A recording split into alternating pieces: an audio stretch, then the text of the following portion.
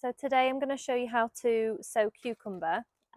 So for this demonstration we're using Space Master. So I've already filled my modular seed tray up with seed and cutting compost. So I'm going to water this first before we sow the seeds, just because it makes it easier and less messy.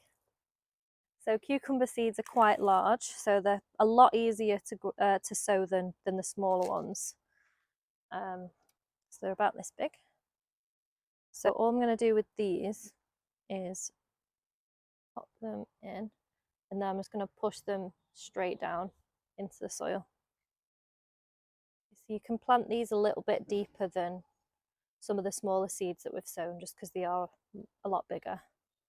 And then I'm just going to top that off with more seed compost. Okay, so this can go on a warm windowsill in a propagator, or in a warm greenhouse, or yeah, just on a windowsill in a clear plastic bag to help with germination.